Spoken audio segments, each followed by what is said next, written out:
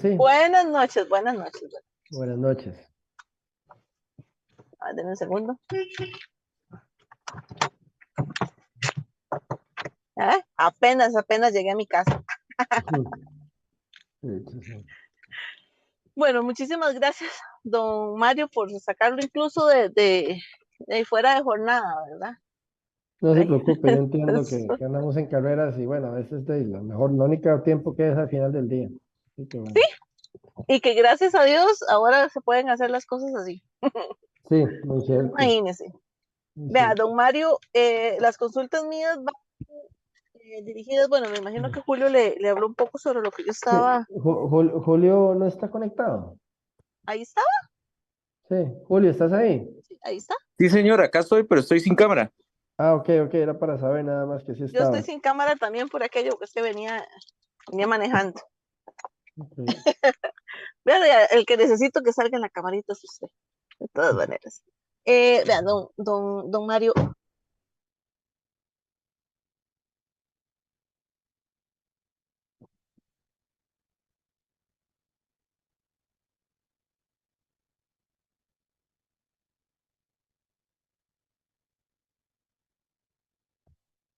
proyecto, empecemos por ahí. ¿Se me cortó? Le repito, ok. ¿Quién nos Eh, acompaña también? Don Richard es. no, ese don César, él es don Diego, perdón, es el Ah, ok, técnico. ok, ok. Sí, don Richard no está. Ok. Em, bueno, básicamente, entonces, sobre el proyecto de tren de carga, ¿en qué consiste? ¿Cuándo estaría? ¿Cuánto sería el costo y qué beneficios traería para el país?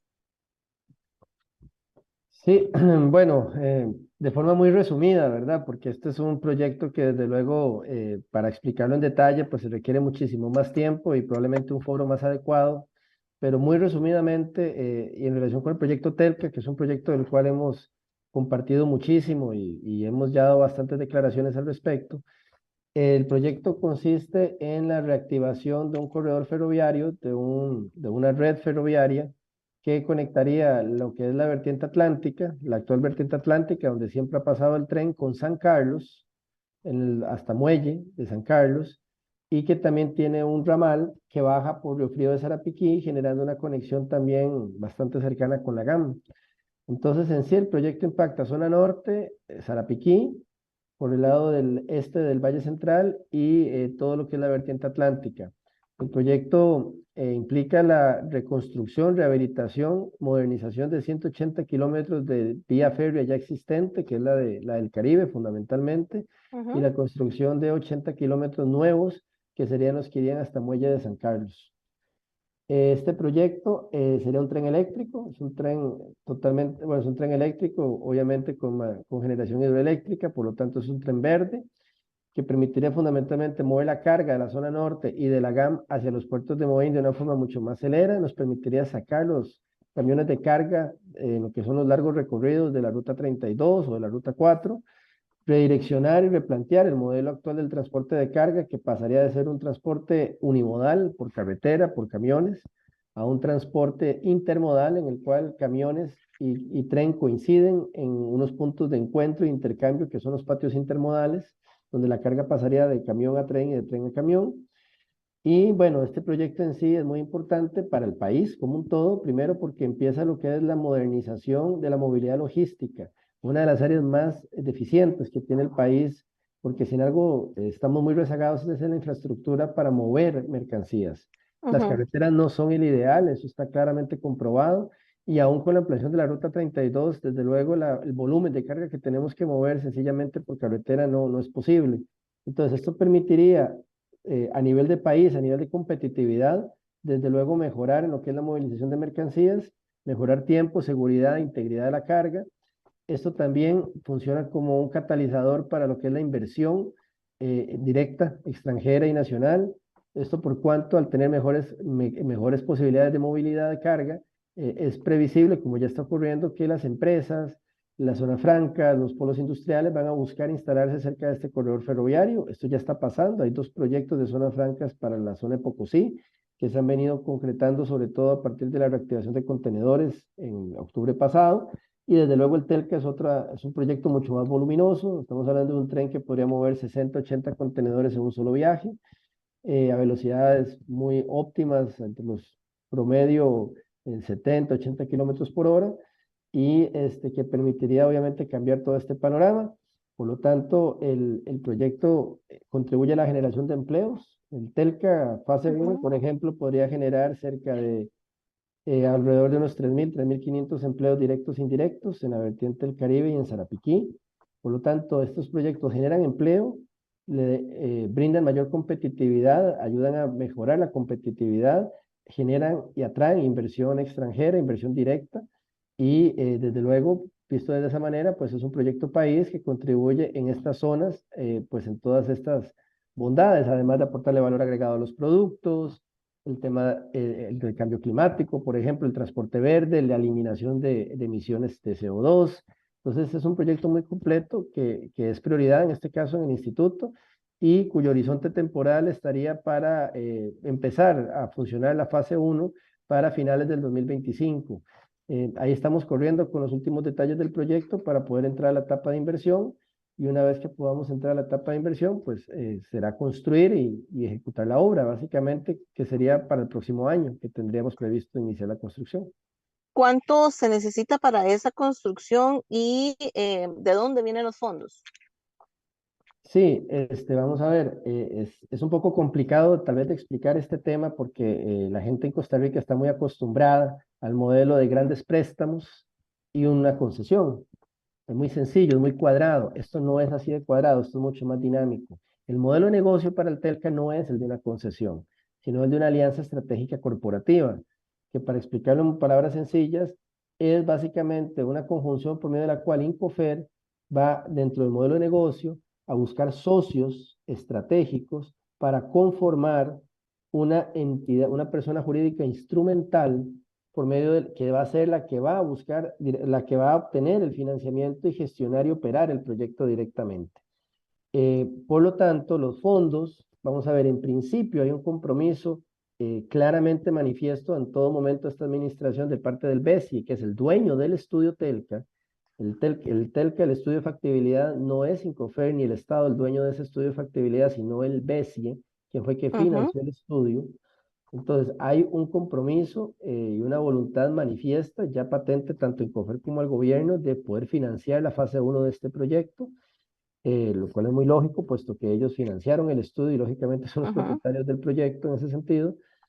También hay posibilidad de articular esfuerzos con otros bancos. Es importante entender que en esta búsqueda de socios, en la cual hay empresas de diferentes países, muchas veces los países también han ofrecido o han planteado la posibilidad de financiarlo con bancos del país de origen.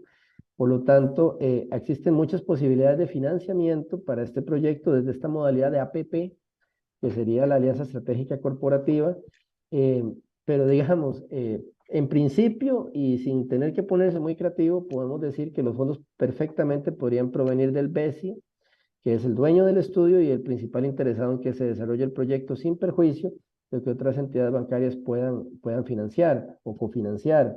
El proyecto como tal tiene un valor estimado de 900 millones de dólares. La fase uno ronda los 500 millones como valor total de la fase uno. No Ujú. obstante, hay que entender que bajo un esquema de alianza estratégica, los socios, o mejor dicho, la estructura de la alianza estratégica tendría que aportar también parte del capital, con lo cual, eh, por así decirlo, el endeudamiento o el financiamiento para este proyecto podría rondar, eliminando los aportes que tendría que hacer la estructura de la alianza estratégica, alrededor de unos 350, 380 millones aproximadamente. Perfecto, me queda muy claro.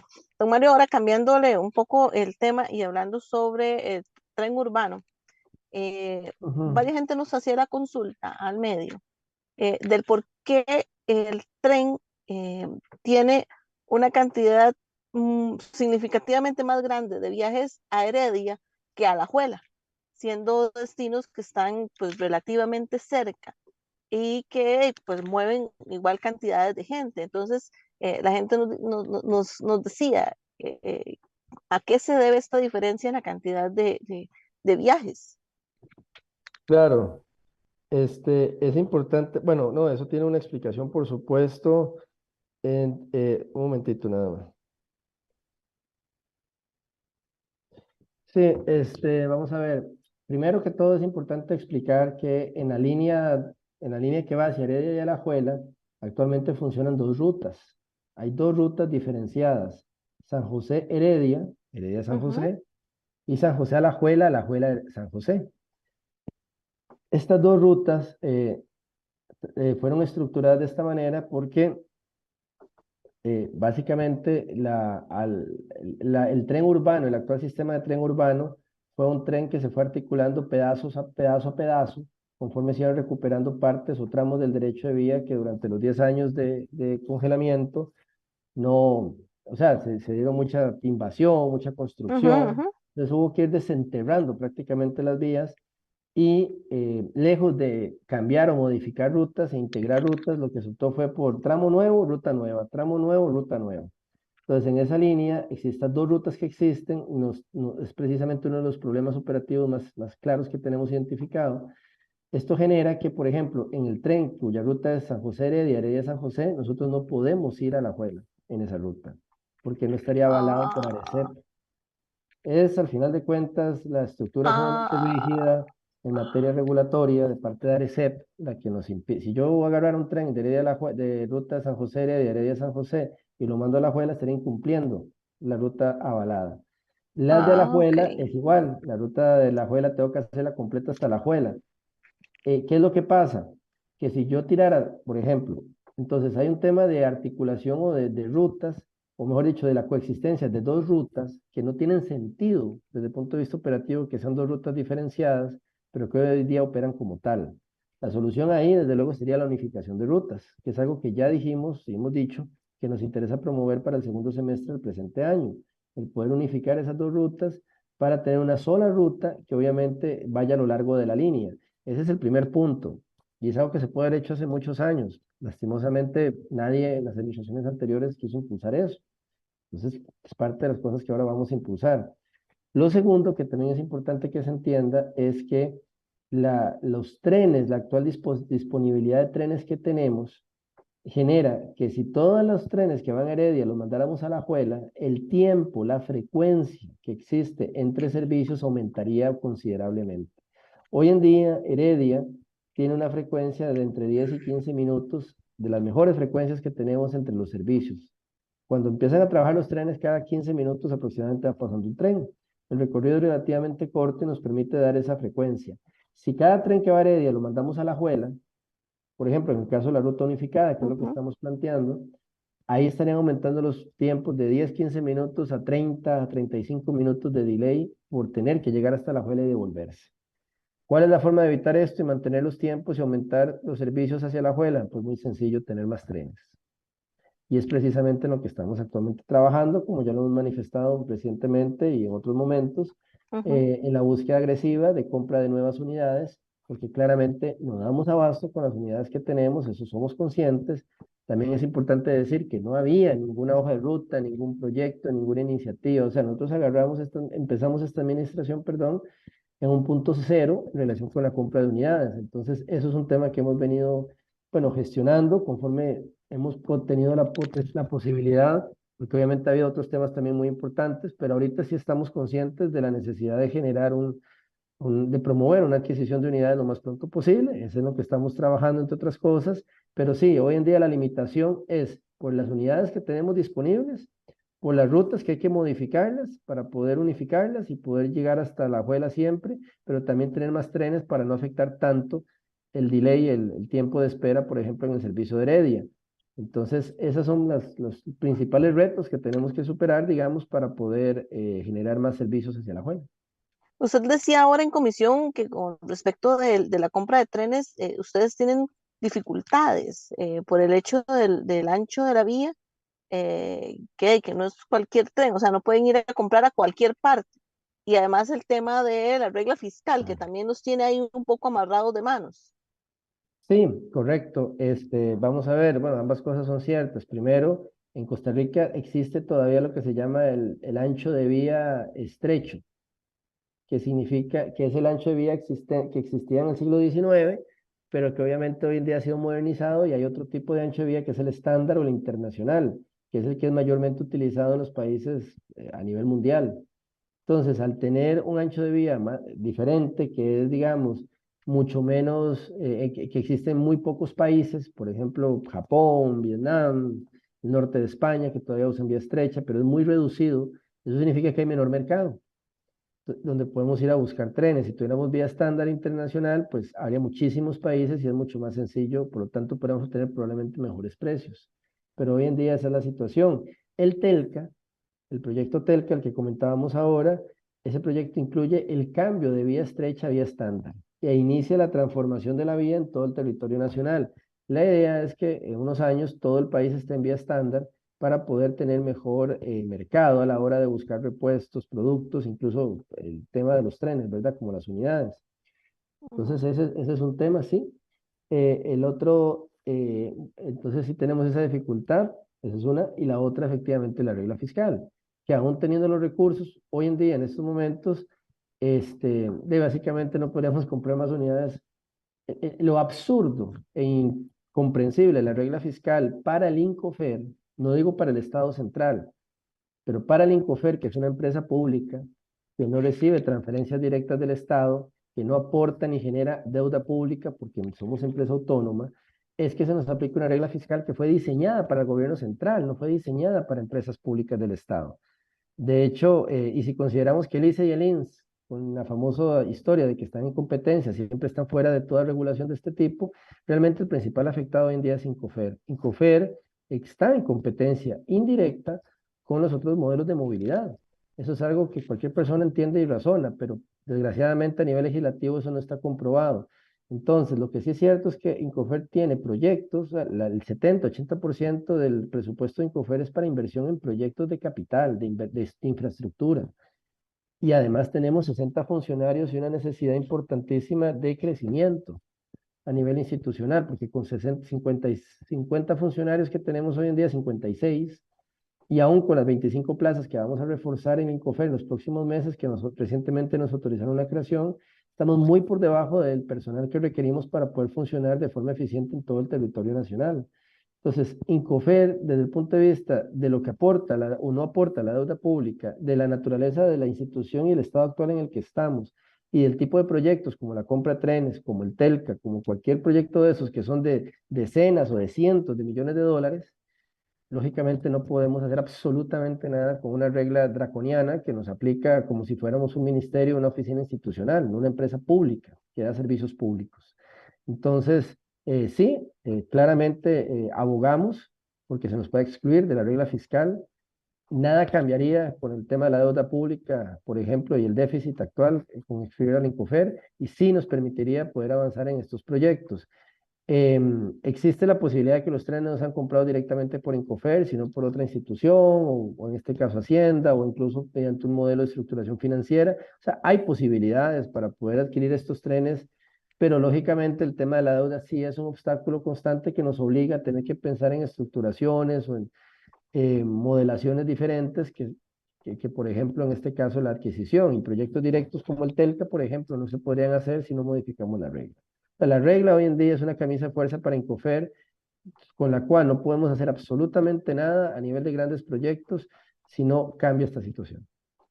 Liberando a Incofer de todas estas trabas, es viable realmente que a futuro, eh, mediano plazo, el transporte de pasajeros se vuelva de nuevo hacia Incofer, que sea Incofer el que maneje las masas de transporte, porque por ejemplo ahorita no hay servicios entre franja horaria que no sea las horas pico, no hay servicios fines de semana, eh, y escuché ahora en comisión que ustedes hicieron ahí una especie de canje con la Municipalidad de San José para poder Ujú. eh, financiar un poco la movilidad de las personas a transitarte. ¿Ese tipo de modelos es viable en otras circunstancias o en otros escenarios? Sí, es viable, desde luego el eliminar la regla pues nos quita una traba. El otro día, ahora lo decíamos, por ejemplo, recientemente nos improbaron un presupuesto teniendo 800 millones de colones que podemos gastar, que lo tenemos en el banco y no lo podemos usar por la regla. La regla es tan ilógica que aún teniendo recursos no los puedo gastar, teniendo necesidades. ¿Verdad? Qué cosa más extraña. El poder hacer alianzas público-privadas o activar servicios fines de semana, servicios turísticos, claro, eso lo podemos hacer, digamos, con y sin la regla. Pero por ejemplo, perdón, pero por ejemplo, lo que sería la ampliación del servicio de San Rafael de Alajuela, que es una inversión de cerca de $8 millones, no lo podemos hacer. El Telca no se podría hacer. La compra de trenes directa por Incofer tampoco se podría hacer. El tren del Pacífico no podríamos hacerlo. O sea, la regla, por supuesto que es un entrabamiento. Ahora, es importante entender que además de esa situación de la regla fiscal, la problemática de Incofer es que la principal fuente de recursos de Incofer desde el punto de vista de la venta de servicios es el transporte de carga. De eso vivió Incofer durante muchos años. Y por razones que desconozco y que por supuesto no entiendo ni comparto, administraciones anteriores tomaron la decisión de descuidar, dejar perder básicamente el transporte de carga. Bueno, el tren del Pacífico es un ejemplo, el tren a Punta Arenas fue básicamente llevado a un cese operacional por la falta de mantenimiento y por otros temas, como fue, por ejemplo, la construcción de la Ruta 27, que sin ningún cuidado y sin ninguna diligencia, literalmente macheteó parte de la montaña donde la línea férrea está actualmente. Ustedes la pueden ver guindando en algunos tramos de la Ruta 27. Yo quisiera entender cómo fue que eso pasó. ¿Quién autorizó a la Ruta 27 a hacer esto? Porque obviamente, y también cuál fue la posición de Incofer anteriormente. Parte de lo que estamos de hecho investigando, porque obviamente esto es un tema que va a retomar mucha importancia cuando vayamos a empezar el proyecto del tren al Pacífico y haya que hacer rectificaciones de vía o sentar responsabilidades por ese daño que se le hizo al patrimonio ferroviario. Pero entonces, en resumen, el principal servicio y lo que le genera recursos a Incofer, que es el transporte de carga, hoy estamos en el Pacífico en 0 y en Limón en 5% con el proyecto de contenedores que inauguramos en octubre. Entonces, se requiere, esa es la paradoja de Incofer, para poder generar recursos y ser eficiente y rentable y poder invertir mucho de los réditos en pasajeros, necesitamos carga. La carga no se perdió y ahora hay que levantarla de nuevo. Entonces, esas situaciones hacen que Incofer, el proceso de recuperación financiera de Incofer, va a ser un proceso que va a demorar años y que va a requerir de muchísima inversión para volver a ser rentable como institución. Después hay otros temas que, eh, digamos, por diferentes razones no puedo profundizar todo lo que quisiera, pero basta con decir que Incofer, si ustedes ven en la ley orgánica de Incofer, pues ahí hay una serie de fuentes de recursos que deben financiar Incofer y en algunos casos esos recursos no fueron respetados o no han sido respetados. Entonces, si por ejemplo uno le quita a una institución parte de sus fuentes principales de financiamiento, o nunca se le da, pues lógicamente es muy complicado. O sea, yo creo que aquí hay responsabilidad compartida. Ha habido un total desinterés en respetarle, por ejemplo, fuentes de financiamiento en Incofer o en procurar que el Incofer sea una institución con recursos suficientes para todo lo que hay que realizar.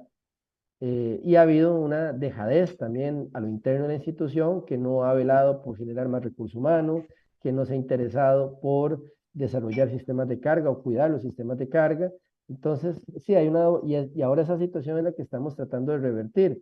Pero cuando la gente a mí me dice, pongan los trenes los fines de semana o pongan más horarios, yo solo les, o sea, uno les podría preguntar, me parece perfecto, ¿quién va a pagar eso?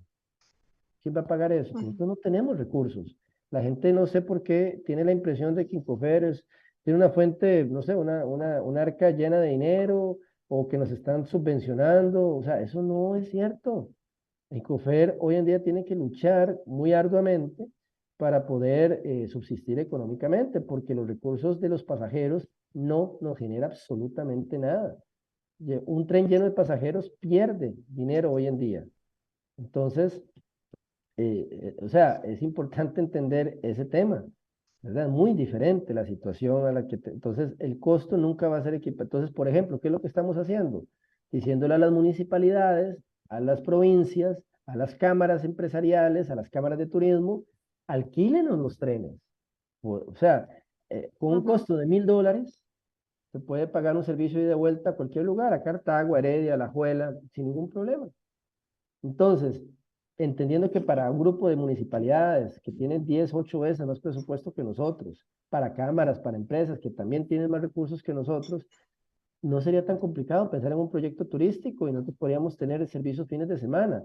Lo que no es justo es que quieran que Incofer asuma absolutamente todo, porque ni nos están dando recursos adicionales, ni nadie nos quiere cooperar. Entonces, de ellos, yo no puedo hacer más profundo un hueco financiero en la institución en estos momentos. Es un poco la situación, digamos, del Estado central. El Estado central hoy en día no puede, el gobierno central no puede invertir en proyectos de infraestructura sencillamente porque el déficit llegó a un límite que ya nos obliga a reducirlo. De lo contrario, entramos en recesión. Es un poco con Incofer. Incofer hoy en día no tiene recursos para estar aumentando servicios o para generar, pero sí lo podemos hacer con alianzas público-privadas, sí lo podemos hacer con convenios interinstitucionales, sí lo podemos hacer con aporte de la iniciativa privada. ¿Por qué hubo tren en el Festival Picnic, por ejemplo? Sí, porque los organizadores alquilaron los servicios. Ahora, ¿por qué va a haber tren en el Transitarte? Porque la Municipalidad de San José nos dio una contraprestación, el retiro de basura, que nos permite costear y por lo menos tener una compensación para los servicios. Lo que no podemos hacer es tirar servicios porque todo el mundo cree que los trenes van a ir llenos los sábados y domingos. Eso no es así, No. eso no es así de cierto. Vamos a hacer un estudio de demanda, eso sí lo vamos a impulsar para los fines de semana, para tener una métrica más exacta, pero de momento, la forma más fácil de poder poner trenes los fines de semana y proyectar la movilidad del tren hacia otros lugares los fines de semana, es que la gente que está más interesada, los gobiernos locales, las empresas, las cámaras, se unan y traigan alguna propuesta. Ya lo hemos ofrecido y eso es lo que estamos buscando, pero de momento lo que yo sí creo que hay que entender es que el tren necesita solidaridad. Es la empresa más pobre del Estado, es la empresa con menos recursos humanos, es la empresa que históricamente le han brindado sus fuentes de financiamiento. O sea, es una empresa que está, pero que es una empresa que tiene un potencial de crecimiento y que puede ofrecer a este país muchísimo. No solamente de transporte de personas en la GAM, que mucha gente cree que eso es lo único que hacemos. No, transporte de carga, generación de empleo, generación de fuentes de trabajo. Eso podemos aportarlo también, podemos aportar muchísimas cosas, pero sí necesitamos ese apoyo de momento inicial. Entonces, es un poco lo que estamos tratando de trabajar.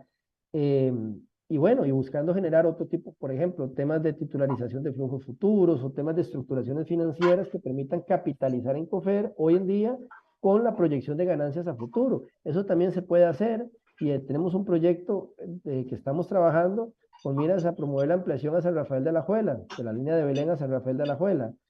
Pero nuevamente, esto dependerá, ahí sí, de la regla fiscal. Si la regla no la Esa, modifican, aunque logremos tener esos recursos y esa estructuración, la regla no me permitiría gastarlo. qué dicha que me mencionó el tema de la titularización de flujos a futuro, que era otro de los temas que me habían quedado pendiente de lo que lo escuché ahora en la comisión. Esto vendría siendo más o menos como el modelo que propuso el ministro Amador para gestionar algunas de las carreteras, que por ejemplo financiarse con, no sé, los fondos de pensiones, que ellos sean los que compren esos títulos para ustedes poder invertir. Sí, correcto. Bueno, yo desconocía concretamente el tema de la iniciativa del ministro, no la tenía, o sea, no estaba enterado concretamente de ese tema en particular, pero sí, efectivamente, nosotros llevamos un proceso de muchos meses, esto no estamos empezándolo ahora. Nosotros de nuestra iniciativa propia empezamos a trabajar esto por ahí del mes de agosto del año anterior. De hecho, ya hemos tenido un proceso con la bolsa, hemos estado pues capacitándonos en este tema, conversando con puestos de estructuración bursátil y actualmente estamos en ese proceso. Pero sí, básicamente, en palabras muy sencillas es proyectar los ingresos que estas líneas podrían generar a futuro en los próximos años, traer ese valor a presente, generar emisiones y que puedan ser compradas por el mercado para que eso nos dé los recursos para invertir ahora en esas obras. Este, ese es el proyecto, sí, ese es en lo que estamos trabajando. El tema es que, como les decía, para poder hacer esto necesitamos que nos liberen de la regla, sino, o que Ujú. nos, sino, por más, ese es lo ilógico de la regla para las empresas del Estado, que aún teniendo recursos y generando ingresos, generando liquidez de diferentes maneras, no podamos usarla. El proyecto de ley del que usted hablaba ahora en comisión va orientado hacia qué? Que dijo que estaba en Proyecto, el Ejecutivo ya. el proyecto de ley que queremos promover es para habilitar una figura, una figura que tiene el INSS, el ICE y también RAXA, por ejemplo, para generar lo que se llaman sociedades instrumentales, que básicamente permiten para viabilizar modelos de negocio como esta alianza Ujú. estratégica, que es O sea, que le permite al Incofer asociarse en una estructura jurídica distinta a Incofer, o sea, en una persona jurídica distinta, que puede ser una SA o un vehículo financiero de propósito especial. Entonces, el Incofer con socios puede crear una entidad con una personería distinta, y sería esta entidad la que podría gestionar, en este caso, proyectos ferroviarios o podría gestionar operaciones ferroviarias. Esto es lo que se quiere para el TELCA, porque esta es la forma más viable desde el punto de vista financiero de obtener los recursos que se requieren y de obtener los mejores socios para este proyecto. Entonces, esta figura que le permitiría al Incofer generar este tipo de estructuras para proyectos específicos es algo que hoy en día nosotros tenemos en nuestra ley la alianza estratégica contractual. Esta es la corporativa. Es esta la figura Ok. que nos interesa promover para poder básicamente impulsar los proyectos. Entonces, es una reforma muy puntual, no lleva nada de ideología, no lleva nada de diálogo político, o sea, es un tema muy claro de generar una figura jurídica. Para llevarlo a términos muy sencillos, es como para permitirle al Incofer poder generar o crear SAs o ser parte de SAs distintas a Incofer y que esas SAs puedan, o otro tipo de figuras parecidas a las SA, puedan manejar proyectos ferroviarios desde un esquema de empresa mixta que funcionaría bajo un esquema de derecho privado y que desde luego podría tener una mayor flexibilidad para operar sistemas ferroviarios como es necesario que lo Ujú. tenga, ¿verdad? Desde luego. Así que, como digo, esa figura ya existe, ya la tienen otras instituciones. Nuestra idea es que esto reciba un trámite rápido, que en 3 o 4 meses de presentado el proyecto se pueda estar aprobando sin mayor trámite, porque al final de cuentas esto es necesario para el proyecto Telca y para los demás proyectos que vamos a llevar de transporte de carga hacia el Pacífico y hacia otras partes del territorio nacional. Así que esperamos, sí, contar con todo el apoyo de los diputados en este tema. Personalmente hoy sentí muy buen ambiente en la Comisión de Heredia y voluntad de querer apoyar esta iniciativa por parte de legisladores de diferentes fracciones. Y creo que al final es importante entender que no es necesario hacer más complejo lo que no requiere ser más complejo. Es un tema muy puntual, muy instrumental, que creo y esperaría que se pueda manejar de una forma rápida, acelera, y una vez que tengamos esa figura habilitada, conformamos la alianza, la formalizamos financiamiento y como quien dice nos ponemos a construir, que es lo que más queremos hacer desde Incofer, que se empiece a ejecutar este proyecto. Perfecto, muchísimas gracias, don Mario. De verdad, ya nos extendimos un poquito más, pero hay bastantes temas que tocar con ustedes y me parece pues muy interesante la visión empresarial con la que usted está eh, llevando el Incofer y tratando de sacarlo, de verlo un poco más como lo que debe ser una empresa estatal. Así es. Así es. No, muchas Perfecto, gracias. muchísimas gracias, don Mario. Con mucho gusto. Hasta luego, buenas noches y ahí Hasta luego, seguimos buenas pendientes de noches. cualquier cosa. Un Hasta gusto, luego. buenas noches. Listo, Muchas gracias, gracias. Julio. Hasta luego, gracias.